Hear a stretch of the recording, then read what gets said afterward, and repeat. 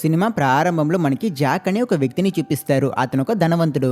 Jack ని అతని makeup artist ready చేస్తూ ఉన్నప్పుడు అతనికి తన గర్ల్ ఫ్రెండ్ కాల్ చేసి వెంటనే రమ్మని చెప్తుంది.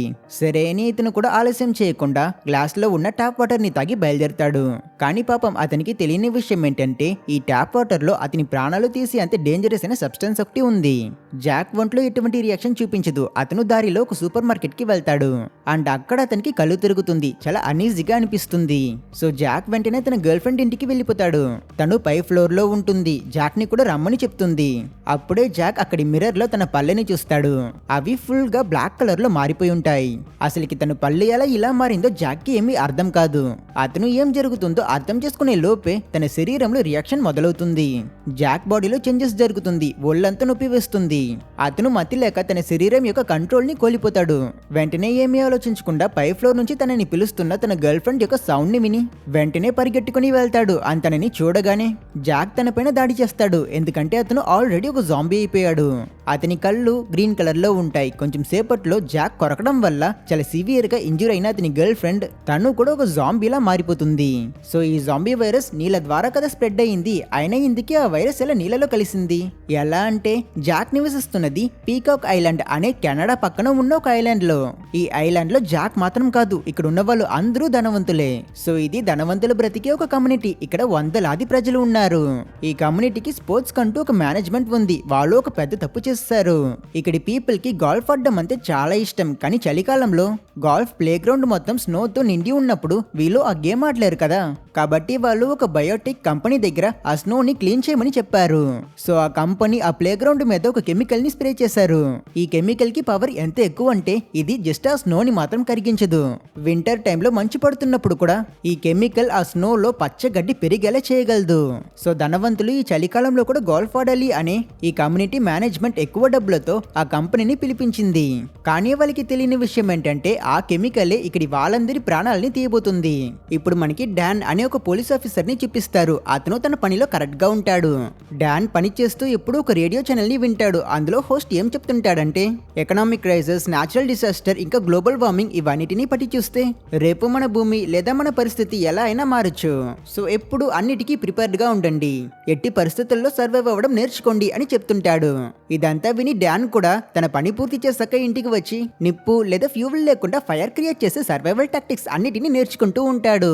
కానీ ఫైర్ అయితే అసలు రాదు. కాబట్టి డాన్ తన గన్లో ఉన్న బుల్లెట్ తీసి అందులో ఉన్న గన్ పౌడర్ తో మళ్ళీ నిప్పు వెలిగించడానికి ట్రై చేస్తే అక్కడ ఒక చిన్న ఎక్స్ప్లోషన్ జరుగుతుంది. అదృష్టవశార్థం ఈ యాక్సిడెంట్ లో డాన్ కి ఏమీ కాలేదు. డాన్ కి ఒక కూతురు కూడా ఉన్నది. తన పేరు పట్రీషియా. తను ధనవంతులు ఆడే ఆ గాల్ఫ్ కోర్స్ లో ఒక చిన్న పని చేస్తుంది. డాన్ కి తన కూతురు అంటే చాలా ఇష్టం. తనని ఎప్పుడు పికప్ చేయడం, డ్రాప్ చేయడం లాంటివి చేస్తుంటాడు.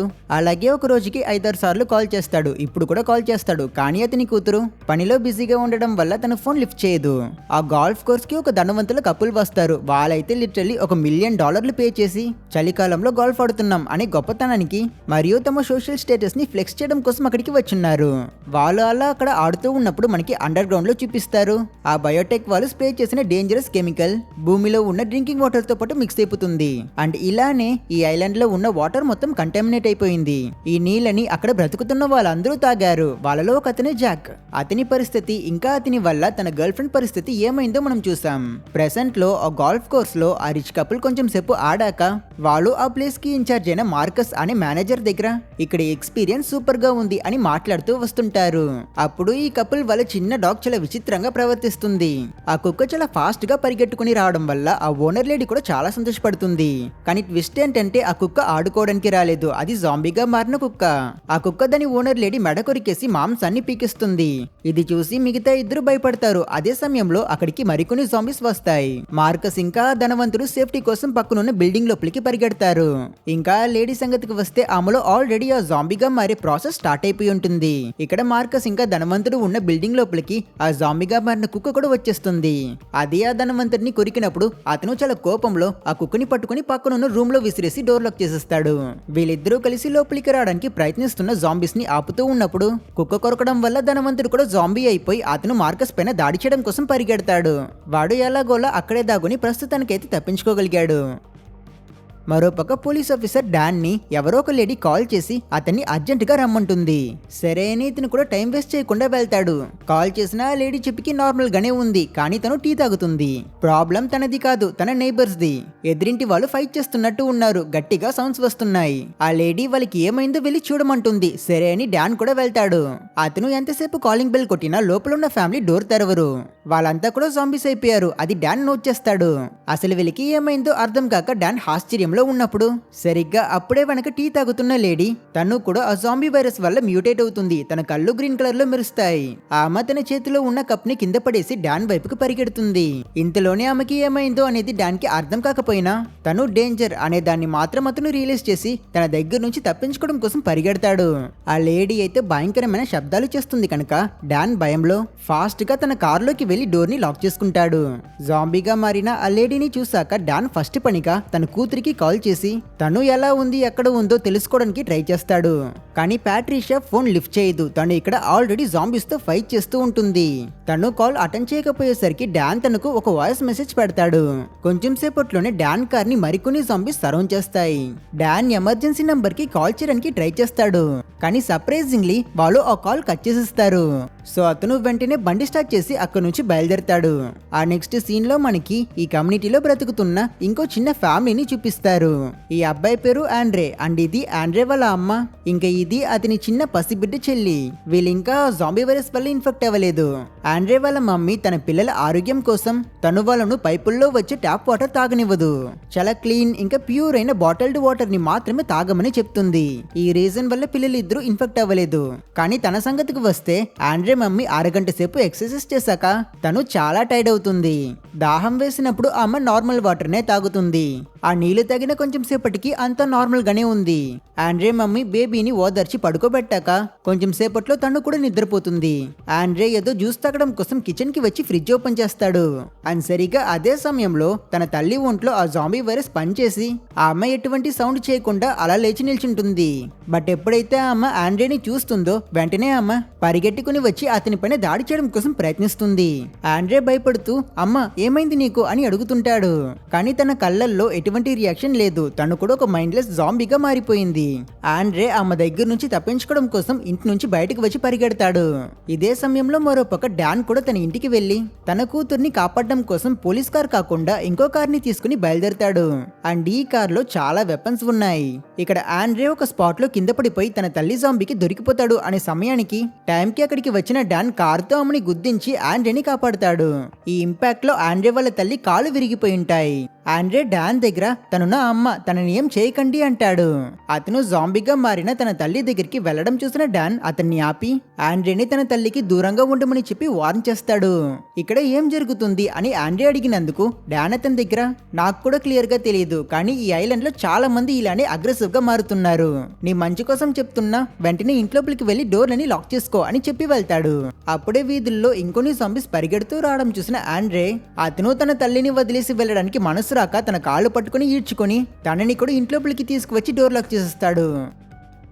ఇప్పుడు మనకి పీకాక్ ఐలాండ్ నుంచి మిగతా సిటీస్ కి వెళ్లే బ్రిడ్జ్ ని చూపిస్తారు.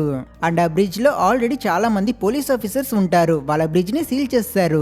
కొన్ని జాంబీస్ ఆ గేట్స్ దగ్గరే ఉన్నాయి. అంటే ఇక్కడ జాంబీ అవుట్ బ్రేక్ జరిగింది అనే విషయం అందరికీ తెలిసిపోయిందన్నమాట. సో గవర్నమెంట్ ఇన్ఫెక్షన్ బయట ప్రపంచానికి స్ప్రెడ్ అవ్వకూడదని మొత్తం సీల్ చేస్తారు. ఆండ్రే అతని ఇంటి డోర్స్, విండోస్ అన్నిటినీ లాక్ చేసేస్తాడు. సో ఇక ఏ చిన్న గ్యాప్ ని యూస్ చేసుకుని కూడా జాంబీస్ లోపలికి రాలేవు. అతను కూడా ఎమర్జెన్సీ నంబర్ కి కాల్ చేయడానికి ట్రై చేసినప్పుడు ఆ కాల్ ని మనుషులు ఎవ్వరూ లిఫ్ట్ చేయరు. జస్ట్ ఒక రికార్డెడ్ మెసేజ్ ప్లే అవుతుంది. అందులో పీకాక్ ఐలాండ్ లో జరిగిన జాంబీ ఇన్ఫెక్షన్ గురించి చెప్పి ప్రజలందరినీ గవర్నమెంట్ ఇంట్లోపల స్టే చేయమని చెప్తారు. ఆండ్రే సోషల్ మీడియాలో చెక్ చేసి బయట పరిస్థితి మొత్తం ఇదే అని తెలుసుకుంటాడు. అయ్యో అయితే ఇక ఏం చేయడం అని అతను తిరిగి తన తల్లిని చూస్తే ఆమె ఆండ్రే చెల్లి దగ్గరికి వెళ్తూ ఉంటుంది. వెంటనే అతను మళ్ళీ ఆమె కాళ్ళు పట్టుకుని లాగి ఆమెని బాత్రూమ్ లోకి తీసుకువెళ్లి లాక్ చేసేస్తాడు. పాపం అమ్మ కాళ్ళు విరిగిపోవడం వల్ల లేచి నిల్చోలేకపోతుంది. బాత్రూమ్ షవర్ నుంచి ట్యాప్ వాటర్ డ్రిప్ అవుతూ ఉంటే ఈమె ఆ వాటర్ కి అట్రాక్ట్ అయి అటువైపు వెళ్తుంది. హాల్లో ఆండ్రే ఏడుస్తున్న తన చెల్లిని ఓదార్చడానికి చాలా ట్రై చేస్తాడు. కానీ ఆ పాప ఏడుపు ఆపదు. అండ్ తను చేసే సౌండ్ వల్ల ఫ్రంట్ డోర్ ఫుల్ గా చాలా జాంబీస్ వచ్చేస్తాయి. ఆండ్రే ఐడియా చేసి ఎలాగోలా సౌండ్ ని ఆపుతాడు. ఇంకో పక్క డాన్ ఫైనలీ తన కూతుర్ని కాంటాక్ట్ అవ్వగలుగుతాడు. తను సేఫ్ గానే ఉంది. తను ఇప్పుడు గాల్ఫ్ కోర్స్ గరాజ్ లో ఉంది. ఆ ప్లేస్ లో కొన్ని జాంబీస్ ఉంటాయి కనుక తను చాలా సైలెంట్ గా అక్కడే దాగునుంటుంది. అండ్ ఈ విషయం తెలుసుకున్న డాన్ తన కూతురికి ధైర్యం చెప్పి వస్తూ ఉంటాడు. అతను తన కూతురు ఉన్న ప్లేస్ ని చేరుకోగానే తన దగ్గరున్న కత్తులతో అక్కడి జాంబీస్ అన్నిటిని నరుకుతూ వెళ్తాడు. ఇంకా ఆండ్రే వాళ్ళ సంగతికి వస్తే వాళ్ళు ఒక పిల్లిని పెంచుతున్నారు. అండ్ అది డోర్ కి కిందున్న చిన్న గ్యాప్ ని యూజ్ చేసుకుని ఇంట్లోపలికి వచ్చేస్తుంది.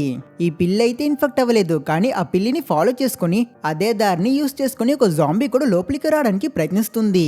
ఆండ్రే దూరం వెళ్ళిపోయినప్పుడు ఆ జాంబీ కామ్ అవుతుంది, కానీ అతను ఎప్పుడైతే మళ్ళీ దాని దగ్గరికి వస్తాడో అప్పుడు అది మళ్ళీ అగ్రెసివ్ అవుతుంది. సరే ఈ జాంబీతో మనకెందుకులే అని ఆండ్రే ఆ పిల్లితో పాటు ఆ జాంబీ కంటపడకుండా అక్కడే ఉంటాడు. ఇక్కడ బ్రిడ్జ్ దగ్గర చూపిస్తే కొంతసేపట్లోనే అక్కడికి చాలా జాంబీస్ వచ్చేస్తాయి. కాబట్టి మిలిటరీ ఫైటర్ జెట్స్ లో వచ్చి మిసైల్ లాంచ్ చేసి వాళ్ళు ఆ బ్రిడ్జ్ ని కంప్లీట్ గా డిస్ట్రాయ్ చేస్తారు. ఈ పీకాక్ ఐలాండ్ కి పవర్ సప్లై వైర్స్ కూడా ఆ డైరెక్షన్ నుంచి వస్తున్నాయి అనుకుంటా. బ్రిడ్జ్ డిస్ట్రాయ్ అవ్వగానే సిటీ మొత్తం కరెంటు కూడా పోతుంది. ఆ నెక్స్ట్ రోజు ఉదయం ఆండ్రే బయట జాంబీస్ అన్నిటిని తన మొబైల్ ని యూజ్ చేసుకుని మానిటర్ చేస్తుంటాడు. కానీ ఛార్జ్ లేకుండా ఆ ఫోన్ స్విచ్ ఆఫ్ అయిపోతుంది.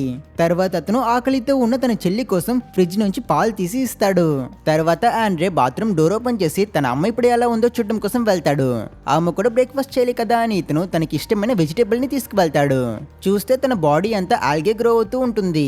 ఆ వైరస్ మంచులో కూడా గ్రాస్ పెంచి గ్రీన్ గా మార్చగలదు కదా, అలాగే అది ఈ జాంబీగా మారిన వాళ్ళందరినీ కూడా గ్రీన్ మార్చేస్తుంది.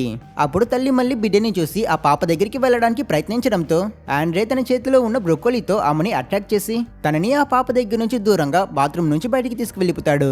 కానీ హాల్లో టీవీ ఆమె పైన పడిపోవడం వల్ల ఆమె తల చితికిపోతుంది. లోపల బ్లడ్ నుంచి మొత్తం గ్రీన్ అయిపోయి ఉంటాయి. సో ఒక్క విషయం అర్థమవుతుంది, ఈ జాంబీగా మారిన వాళ్ళ బాడీస్ ఇలానే గ్రీన్ గా చాలా వీక్ అయిపోతాయి. ఆండ్రే అయితే పాపం ఏడుస్తాడు. ఇక అతను ఒక్కడే తన చెల్లిని జాగ్రత్తగా చూసుకోవాలి. ఈ ఇంట్లోనే అతను ఉండలేడు కనుక ఆండ్రే ఒక పెద్ద రిస్క్ ఎత్తుకొని బయటికి వెళ్ళాలి అని ఫిక్స్ అవుతాడు. అతను తన చెల్లితో పాటు ఫ్రంట్ డోర్ ని ఓపెన్ చేసి డోర్ వెనక దాగుంటే ఆ జాంబీస్ అని లోపల పిల్లిని చూసి అట్రాక్ట్ అయి దాన్ని చేస్తూ పరిగెడతాయి. ఈ ఛాన్స్ ని యూజ్ చేసుకుని ఆండ్రే అయితే తప్పించుకుంటాడు. కానీ పిల్లి చేసే అరుపుల్ని చూస్తే దాని చాప్టర్ క్లోజ్ అయిపోయింది అని మనం తెలుసుకోవచ్చు. అలాగే ఇంతసేపు ఇంట్లో ఉన్న ఆండ్రే ఇప్పుడు బయట ఉన్నాడు కదా, సో ఇప్పుడు 1-2 కాదు అక్కడ చాలా జాంబీస్ ఉంటాయి. అవన్నీ ఆండ్రేని చేస్తుంటే అతను కూడా వాటి దగ్గర నుంచి తప్పించుకుంటూ పరిగెడుతుంటాడు. కానీ ఒక సూపర్ మార్కెట్ దగ్గరికి వచ్చినప్పుడు అతన్ని అన్ని డైరెక్షన్ల నుంచి జాంబీస్ సరౌండ్ చేస్తాయి. ఇక తప్పించుకునే మార్గమే లేదు, డోర్ క్లోజ్ అయ్యింది అని అతను వరి అవుతున్నప్పుడు లాస్ట్ సెకండ్ లో ఎవరో ఆ డోర్ ఓపెన్ చేసి ఆండ్రేని లోపలికి లాగి కాపాడతారు. అది వేరే ఎవరో కాదు, డాన్. ఈ సూపర్ మార్కెట్ లో చాలా ఫుడ్ ఐటమ్స్ ఉన్నాయి కనుక అతను రెస్క్యూ టీం వచ్చేంత వరకు ఇక్కడే వెయిట్ చేయాలి అని ఉన్నాడు. ఆండ్రే డాన్ ని గుర్తుపడతాడు. డాన్ ఆ ప్లేస్ లో చలి కోసం మంట పెట్టడానికి ప్రయత్నిస్తుంటాడు. సరే అని ఆండ్రే ఆ ప్లేస్ లో పాలు కోసం వెతుకుతున్నప్పుడు ఒక చోట్లో అతని పైన ఒక జాంబీ దాడి చేయడానికి ప్రయత్నిస్తుంది. కానీ మధ్యలో గ్లాస్ ఉండడం వల్ల ఆగిపోతుంది. ఈ జాంబీ మరెవరో కాదు, డాన్ కూతురు పట్రిషియా. డాన్ అక్కడికి వచ్చి ఈ పిల్లల్ని భయపడొద్దు అని కామ్ చేసి తను నా కూతురు అని చెప్తాడు. ఈ పీపుల్ అందరూ వైరస్ వల్ల కదా ఇన్ఫెక్ట్ అయ్యారు, వైరస్ అంటే అందుకు క్యూర్ ఉంటుంది కదా, అందుకే డాన్ తన కూతుర్ని మళ్ళీ నార్మల్ చేయొచ్చు అనే హోప్ తో తనని అతనితో పాటు సేఫ్ గా పెట్టుకునున్నాడు. మరోపక్క వీటన్నిటికీ ఒక ముఖ్యమైన కారణమైన మార్కస్ ని చూపిస్తే అతను ఆ బయోటెక్ కంపెనీ వాళ్ళకి కాల్ చేసి వాళ్ళ దగ్గర సిచ్యువేషన్ ని ఎక్స్ప్లెయిన్ చేస్తాడు.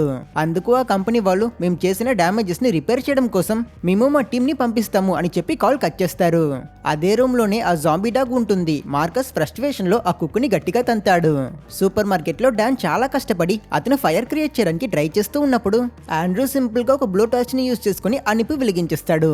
వీళ్ళిద్దరూ ఆ రోజు రాత్రి అక్కడే కుక్ చేసుకుని తింటారు. ఈ వైరస్ అసలుకి ఎలా స్ప్రెడ్ అయి ఉంటుంది అని వీళ్ళు మాట్లాడుతూ ఉన్నప్పుడు డాన్ కి మధ్యలో ఒక అనుమానం కలుగుతుంది. ఈ ఐలాండ్ లో ఉన్న వాళ్ళు అందరూ ఇన్ఫెక్ట్ అయి ఉన్నారంటే అందరూ తాగే ఒక కామన్ అయిన విషయం నీళ్లు. మేబీ వాటర్ వల్లనే ఈ వైరస్ స్ప్రెడ్ అయి ఉంటుందేమో అని అతను చెప్పినప్పుడు ఆండ్రే మేబీ అది నిజమై ఉండొచ్చు, ట్యాప్ వాటర్ ని తాగే అలవాటు నాకు లేదు అని అంటాడు. సో వీళ్ళు సమస్య ఏంటో తెలుసుకోవడం కోసం వాటర్ ని ప్యూరిఫై చేసి ప్లాంట్ కి వెళ్ళాలి అని నిర్ణయిస్తారు. ఆ మరుసటి రోజు ఈ ఐలాండ్ కి సూట్ వేసుకున్న ఫీమేల్ అసాసిన్స్ ఇద్దరు వస్తారు. వీళ్ళ దగ్గర చాలా వెపన్స్ ఉంటాయి. వీళ్ళని ఆ బయోటెక్ కంపెనీనే పంపించారు. అండ్ వీళ్ళ మిషన్ ఏంటంటే ఆ జాంబీ వైరస్ వీళ్ళు వేసిన కెమికల్ ద్వారానే స్ప్రెడ్ అయ్యింది అనే ఎవిడెన్స్ ని పూర్తిగా డిస్ట్రాయ్ చేయడం. ఎందుకంటే ఇది వాళ్ళ కంపెనీకి ఒక చెడ్డ పేరు కదా, అందుకే మొత్తం కప్పిపెట్టడానికి వీళ్ళు వచ్చున్నారు. ఇక్కడ సూపర్ మార్కెట్ దగ్గర చూస్తే బయట జాంబీస్ అన్ని నిద్రపోతూ ఉంటాయి. సో డాన్, ఆండ్రే, అతని చెల్లి ఇంకా పట్రిషియా నలుగురు ఆ జాంబీస్ ని సైలెంట్ గా దాటుకుని వెళ్ళడానికి ప్రయత్నిస్తారు. డాన్ తన కూతురు తలని ఒక మెటాలిక్ కేజ్ తో లాక్ చేసుకుని తీసుకువెళ్తాడు. కానీ తను సౌండ్ చేయడం వల్ల ఆ అక్కడ ఉన్న జాంబీస్ అట్రాక్ట్ అయి వీళ్ళపైన దాడి చేయడం కోసం ప్రయత్నిస్తుంది. డాన్ తనకి ఛాన్స్ దొరికినా అతను ఒక అమ్మాయి జాంబీని చంపడు. అతను మిగతా జాంబీస్ కి దొరకకుండా ఫాస్ట్ గా కార్ ఎక్కి ఆండ్రే వాళ్ళతో పాటు అక్కడి నుంచి తప్పించుకుంటాడు. కార్ లో ఆండ్రే అడుగుతాడు, నువ్వెందుకు ఆ జాంబీని చంపలేదు అని. అందుకు డాన్, ఆ పాప ఇంకొకరి కూతురు, నాకు తనని చంపే మనసు రాలేదు అని చెప్తాడు. ఇక్కడ ఆ ఇద్దరు ఫీమేల్ అసాసిన్స్ మార్కస్ ని వెళ్లి మీట్ అవుతారు. అతను ఆల్రెడీ అక్కడ ఆ బయోటెక్ కంపెనీతో వాళ్ళు వేసుకున్న అగ్రిమెంట్ పేపర్స్ మొత్తాన్ని నిప్పులో పడేసి వాటిని డిస్ట్రాయ్ చేస్తుంటాడు. ఈ లేడీస్ అయితే ఏం మాట్లాడరు, వాళ్ళు చాలా తేడాగా ప్రవర్తిస్తుంటారు. మార్కస్ వాళ్ళు తీసుకువచ్చిన ఒక బ్రీఫ్ కేస్ ని ఓపెన్ చేసి చూస్తే అందులో చాలా గ్లాస్ బాల్స్ ఉంటాయి అండ్ వాటిలో ఏదో ఒక గ్యాస్ ఉంటుంది. అండ్ ఈ గ్యాస్ మరేంటో కాదు, ఇదే ఆ వైరస్ కి క్యూర్. దీన్ని యూజ్ చేస్తే ఆ వైరస్ కంప్లీట్ గా ఎరేస్ అయిపోతుంది. అప్పుడు సడన్ గా ఆ లేడీస్ మార్కస్ పైన దాడి చేస్తారు. వాళ్ళు అతన్ని గట్టిగా పట్టుకుని అతనికి కూడా ఆ జాంబీ వైరస్ ని ఇచ్చేస్తారు. మార్కస్ కి కూడా వీళ్ళ కంపెనీ గురించి తెలుసు కనుక ఎవిడెన్స్ అన్నిటితో పాటు వీటిని కూడా చంపేయాలి అని వాళ్ళు నిర్ణయించుకున్నారు. వాళ్ళు మార్కస్ ని ఈడ్చుకుని వెళ్తున్నప్పుడు ఒకే ఒక బాల్ మాత్రం కింద పడిపోతుంది. డాన్ ఇంకా ఆండ్రే ప్లాన్ చేసినట్టే తమ కార్ లో వాటర్ ప్యూరిఫికేషన్ ప్లాంట్ కి వచ్చేస్తారు. సేఫ్టీ కోసం వీళ్ళు ఆండ్రే చెల్లిని మాత్రం ఆ కార్ లోనే లాక్ చేసి మిగతా వాళ్ళందరూ ఆ బిల్డింగ్ లోపలికి వెళ్తారు. కరెంటు లేకపోవడం వల్ల ఆ ప్లేస్ అంతా చాలా చీకటిగా ఉంటుంది. టార్చ్ లైట్ వేసుకుని వీళ్ళు ముగ్గురు నడుస్తూ వెళ్తున్నప్పుడు సడన్ గా ఏదో నీల సౌండ్ వినిపించి పట్రీషియా పరిగెడుతూ ఆ వాటర్ వైపుకు వెళ్తుంది. మిగతా ఇద్దరు కూడా తన వెంటే పరిగెడతారు. ఒక ప్లేస్ లో మురికి నీళ్లు ఉంటాయి. వాటిలో ఆల్రెడీ ఆ జాంబీ వైరస్ మిక్స్ అయి ఉంటుంది కనుక పట్రీషియా జాంబీ ఆ నీళ్ళలోకి దూకేస్తుంది. ఆ నీళ్ళ స్మెల్ అయితే చాలా దారుణంగా ఉంది. కానీ డాన్ తన కూతుర్ని సేవ్ చేయడం కోసం అతను కూడా ఆలోచించకుండా నీటి లోపలికి దూకిస్తాడు. సరిగ్గా అప్పుడే ఆ వాటర్ లోపల నుంచి ఇంకో జాంబీ బయటకు వస్తుంది. దీని మొహంలో గ్రాస్ గ్రో అవుతూ చూపుకే చాలా భయంకరంగా ఉంది. నేనైతే మీకు దాని ఫేస్ చూపించలేను. డాన్ తన కూతుర్ని కనిపెట్టి తనని నీటి లోపల నుంచి బయటకు లాగుతాడు. ఆపోజిట్ లో ఉన్న ఇంకో జాంబీ డాన్ పైన దాడి చేయడం కోసం అది అతనికి చాలా దగ్గరికి వచ్చేస్తుంది. కానీ సరిగ్గా అప్పుడే అది మధ్యలో ఉన్న పట్రీషియాని స్మెల్ చేస్తూ డాన్ కూడా ఒక జాంబీ అని అపార్థం చేసుకుని అతన్ని వదిలేస్తుంది. జాంబీస్ ఇంకో జాంబీ పైన దాడి చేయవు కదా, ఆ విషయాన్ని వీళ్ళు తెలుసుకుంటారు. అయినా జాంబీ నీటి లోపలికి వెళ్ళిపోతూ పక్కనే ఉన్న ఆండ్రేని చూసేస్తుంది. వెంటనే అది అతన్ని చేస్ చేయడంతో ఆండ్రే కూడా ఆగకుండా పరిగెడతాడు. కొంతసేపట్లోనే ఇంకో 2 జాంబీస్ కూడా ఆ చేజింగ్ లో జాయిన్ అవుతాయి. ఇక్కడ డాన్ నీటి నుంచి బయటకు వచ్చి తన కూతుర్ని కూడా బయటికి లాగడానికి ప్రయత్నిస్తాడు. కానీ జాంబీస్ యొక్క బాడీస్ వీక్ కదా, పెట్రీషియా తెగిపోతుంది. తన మిగతా బాడీ మళ్ళీ నీటిలో పడిపోవడం చూసి డాన్ చాలా బాధపడతాడు. అతన్ని చూస్తేనే చాలా పాపం అనిపిస్తుంది. ఆండ్రే జాంబీస్ కి దొరకకుండా సక్సెస్ఫుల్లీ కార్ లోపలికి వెళ్లి డోర్ లాక్ చేసుకుంటాడు. డాన్ కూడా మళ్ళీ తన కూతుర్ని మరియు తన చేతిని పట్టుకుని బయటికి వస్తాడు. ఎక్స్పెక్ట్ చేసినట్టే అక్కడున్న జాంబీస్ అన్ని పెట్రీషియాని స్మెల్ చేయడం వల్ల అవి డాన్ ని కూడా ఏం చేయకుండా వదిలేస్తాయి. అలా మళ్ళీ అందరూ సేఫ్ గా కార్ లోకి వచ్చేస్తారు. ఆండ్రే పట్రీషియా మొబైల్ ని తన చేతి ఫింగర్ ప్రింట్ ని యూస్ చేసుకుని అన్లాక్ చేస్తాడు. అప్పుడే అతను నోట్ చేస్తాడు, పట్రీషియా చేతిలో గ్రాస్ గ్రో అవుతూ ఉంటుంది.